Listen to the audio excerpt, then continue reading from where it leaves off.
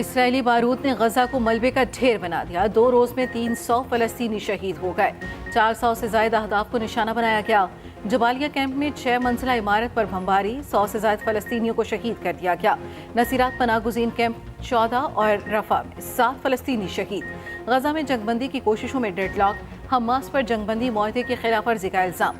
Israel ने Qatar से Mossad की मुज़ाकराती टीम को वापस बुला लिया। अब इसराइल से मुज़ाकरात नहीं होंगे, हमास ने भी कह दिया।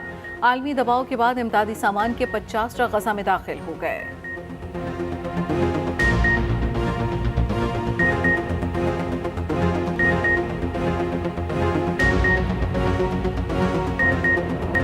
सेहूनी फौज गजा में इल्म की शमें बुझाने लगी। हमले में फ़लस्तीन के नामवर साइंसदान सुफियान तैयबा शहीद। अहले खाना को भी निशाना बनाया गया, कोई न बच सका। सुफियान इस्लामिक यूनिवर्सिटी ऑफ गजा के सदर थे। फिजिक्स के सरकर्दा मुहक्किकीन में सर फहरिस्त थे।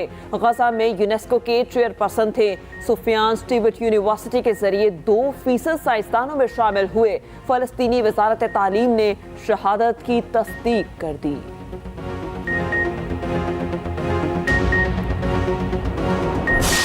सेहूनी दहशतगर्दी के खिलाफ हमास की जवाबी कार्रवाइयां जारी। 3 रोज में हमास ने इसराइल पर 250 रॉकेट फायर किए। शुमाली गजा में अल-क़साम ब्रिगेड ने इसराइली फौजियों को निशाने पर रख लिया। 2 इसराइली फौजियों को मौत के घाट उतार दिया।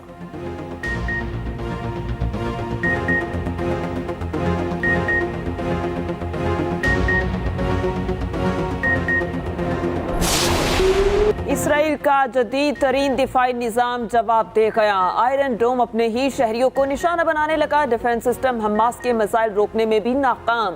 खुद अपने ही इलाके पर रॉकेट बरसाना शुरू कर दिया। रॉकेट आबादी के ऊपर गिरने से तबाही होने लगी। सिस्टम में खराबी की तहकीकात शुरू कर दी गई।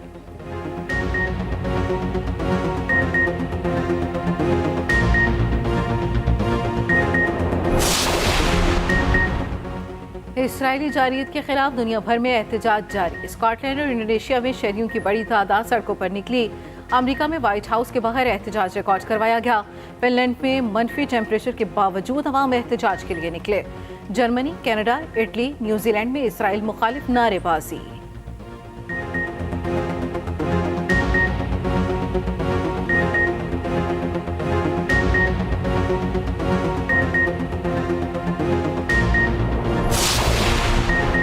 आफिया सदीकी से बहन की मुलाकात ना हो सकी। डॉक्टर फौजिया अमरीकी जेल के बाहर खड़ी रही।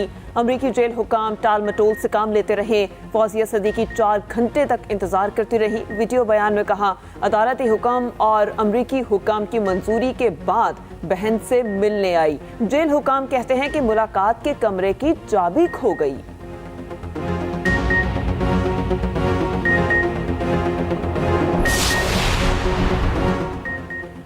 अफगान सूरत हाल पर पाक अमरीका मुज़ाकरात। आइंदा हफ्ते इस्लामाबाद में अहम बैठक लगेगी।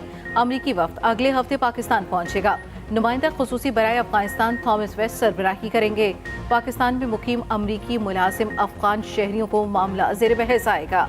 गैर कानूनी मुहाजिरीन के इनखला पर तबादला ख्याल किया जाएगा।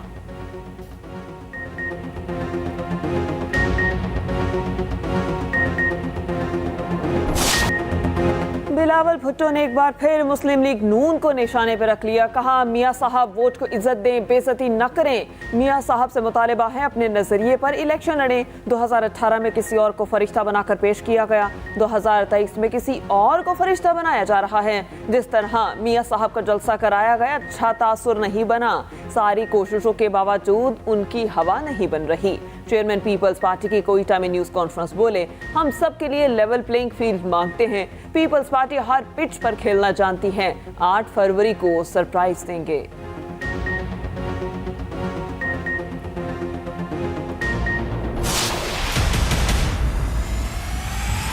पीपल्स पार्टी जो है वो पंजाब में PMLN का मुखालफ वोट जो है उसको अट्रैक्ट करना चाहती है। अगर वो समझते हैं कि PMLN के साथ उनका मुकाबला है, PMLN के ऊपर तनकीद करके उन्होंने वोट हासिल करना है, तो उसकी उन्हें आज़ादी है। वो भरपूर तरीके से वो करें और अपना जोर लगाएं पूरा, उन्हें हक हासिल है।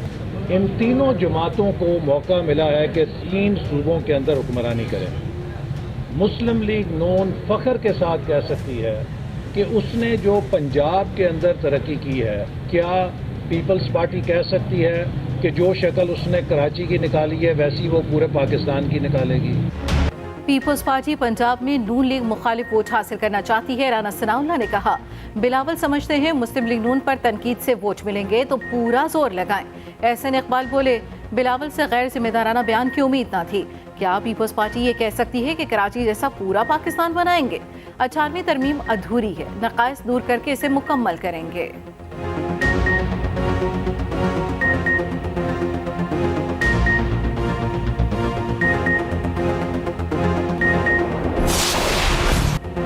छब्बीस साल के बाद तहरीक इंसाफ में तब्दीली आ गई। पीटीआई की कमान बैरिस्टर गोहर के हवाले।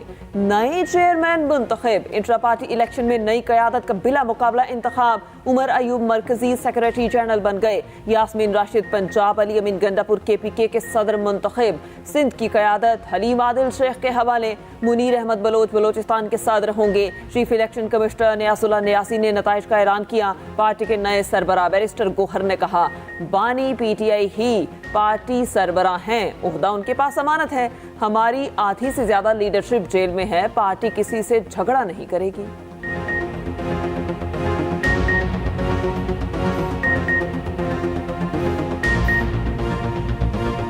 निहायत अहम मनसब की जिम्मेदारी सौंपने पे खान साहब का तहे दिल से शुक्रिया अदा करता हूँ।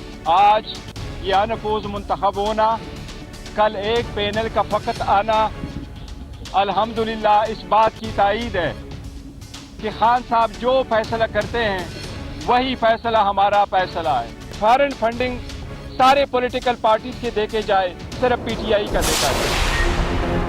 PTI ने नौजवान नस्ल को तबाह किया। यहूदी एजेंट आज मकाफाती अमल का शिकार है। यहूदी एजेंट को 15 साल पहले पहचान लिया था। एजेंट का चेहरा बेनकाब करने पर फख्र है। मौलाना फजल रहमान का बहावलपुर में तूफान अल अक्सा कॉन्फ्रेंस से खिताब। कहा, अवाम जागीरदारों के हाथों जुल्म का शिकार है। आज हमारे मुल्क में अमन है, न मुआशी हालात ठीक। नवाज शरीफ और इसहाक डार भी अल्लाह की मर्जी के बगैर कुछ नहीं कर सकते।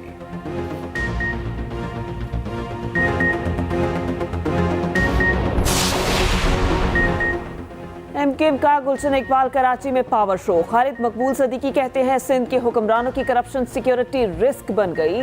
जाबिर हुक्मरानों से आज़ादी हासिल करने का वक्त आ गया। 3 निकात मान लें, ये ना हो कि 6 निकात आ जाएं। मुस्तफ़ा कमाल ने कहा, कराची पर कब्जे की कोशिश की जा रही है। नारों से अवाम के मसाइल हल नहीं हुए, हम अवाम को हक़ हुक्मरानी देना चाहते हैं। फारूक सत्तार बोले, MKM के अलावा कोई भी पाकिस्तान में स्टेटस को नहीं तोड़ सकता। अवामी तनकीद के बाद PCB का U turn. Salman but selection consultant के ओहदे से फारिग। असद शफीक जनवरी से बतौर कंसल्टेंट जिम्मेदारियां निभाएंगे। चीफ सिलेक्टर वहाब रियाज कहते हैं, सलमान बट ने जो किया उसकी सजा उसे मिल चुकी। मेरी और सलमान की दोस्ती को गलत रंग दिया जा रहा है। माजी की बातों को खत्म होना चाहिए, कोई दबाव नहीं। मैंने ही सलमान बट का नाम तजवीज़ किया, मैं ही वापस ले रहा हूँ।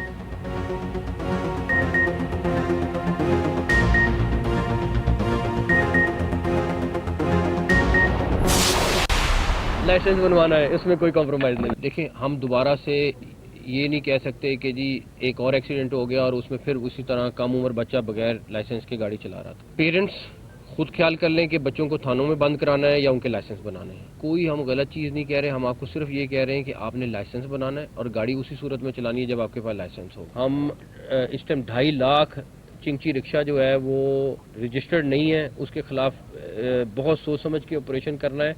उनके लिए रास्ता भी निकाल रहे हैं ताकि ये भी ना हो किसी का कारोबार बंद हो। गाड़ी चलानी है तो लाइसेंस बनवाना होगा। लाइसेंस के बगैर गाड़ी चलाने की किसी सूरत इजाजत नहीं होगी।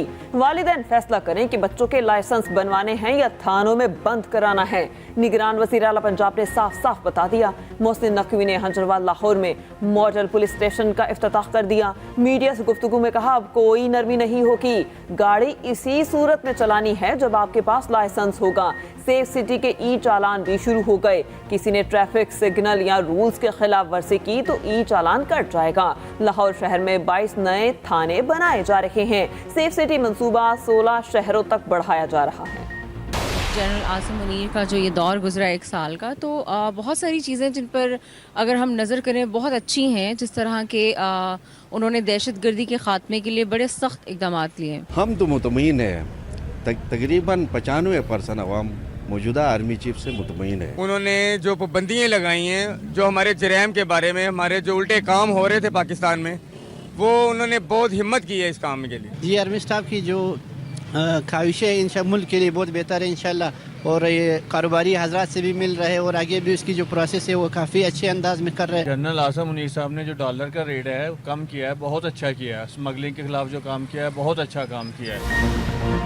Army chief general Asim Munir का बतौर सिपह सलार 1 साल। इस साल के दौरान इक़दामात अवाम ने अच्छे करार दे दिए। शहरियों ने कहा आर्मी चीफ ने मईशत को बेहतर कर दिया, डॉलर की कीमत पर काफ़ी हद तक काबू पा लिया। आर्मी चीफ की काविशें मुल्क की बेहतरी के लिए बेहतरीन हैं।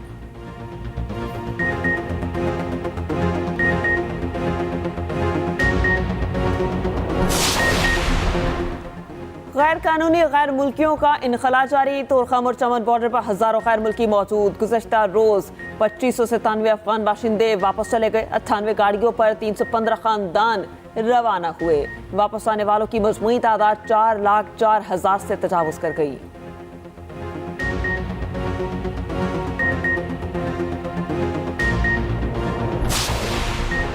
पाकिस्तान विमेंस की न्यूजीलैंड के खिलाफ कामयाबी। विमेन टीम ने पहला T20 7 विकेटों से जीत लिया। पाकिस्तान विमेन ने 128 रन का हदफ 3 विकेटों के नुकसान पर पूरा किया।